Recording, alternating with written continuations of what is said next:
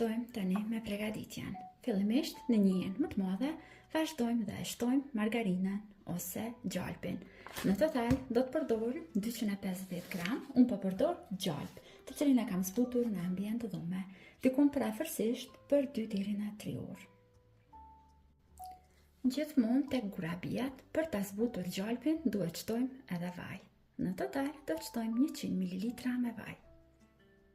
Si shtojmë vajin, vazhdojmë që ta shtojmë sheqer pluhurin. Sheqer pluhur do të përdorim 1 gotë çaj ose 100 gram me sheqer pluhur. Vazhdojmë tani që brenda ta shtojmë vezën. Në total do të përdorim 1 vezë plot.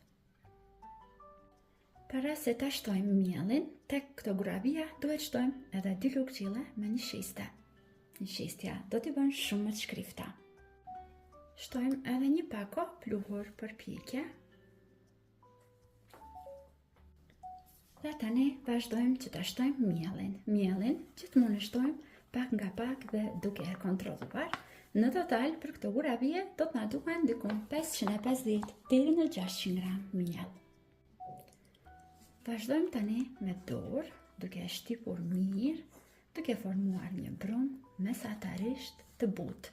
Pra ju lutem sigurohuni që gjalpin ta keni në ambient dhume, në këtë mënyrë do t'ju dalin gurabijat gjithmonë më të mira.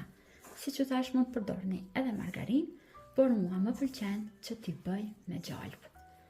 Vazhdojmë tani përzijim. Dhe brumin e kemi gati.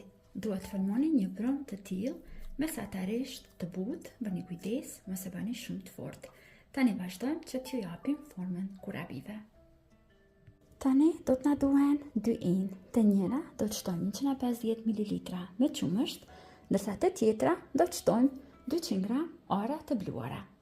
Marrim tani pak brumë dhe vazhdojmë t'ja japim formën rrumbullake.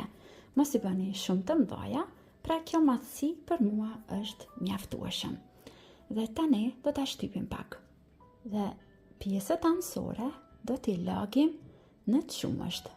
Pasi sigurohemi që i kemi lagur mirë, e largojmë te pricën, largojmë qumshtin anësh, i afrojmë arat e bluara dhe i rrotullojmë tani gurabijat në ara. Në këtë mënyrë do të na ngjiten arat për gurabija. Dhe tani kështu me gisht, duke e shtypur brenda, krijojmë atë vendin për mbushje. Tani pasi kemi renditur të gjitha në tepsi dhe kemi krijuar këto vrimat për mbushje, vazhdojmë që brenda t'i mbushim. Mund t'i shtoni marmalatin e juaj të preferuar. Mua më pëlqen që t'i mbush me marmalat të kajsisë. Dhe tani vazhdojmë që t'i pjekim. Duhet bëni shumë kujdes gjatë pjekjes. Gurabijat asnjëherë nuk bëni që t'i pjekni shumë. Temperatura e furrës është në 220 gradë dhe i pjekim vetëm 15 minuta.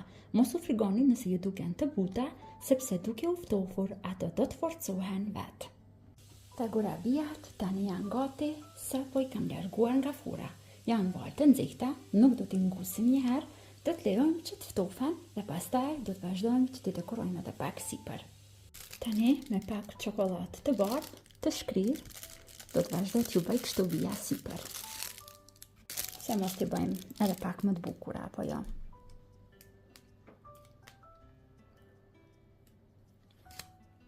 Si që dini se pjesa ime e preferuar është dekorimi i ushqimit dhe në secilin skaj do t'ju shtoj nga pak lule të thotra. Por ju mund t'i shtoni kokos ose fëstik të bluar, gjithmonë sipas shijeve të juaja. Por mua më pëlqen që t'i shtoj nga këto lulet sepse kanë ngjyrë dhe ju japin gjallëri më shumë.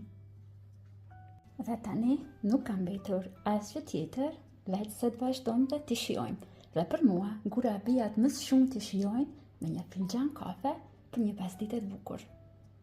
Shpresoj që do t'i provoni edhe ju këto gurabi të mrekullueshme, do t'i shijoni bashkë me të dashurit e juaj.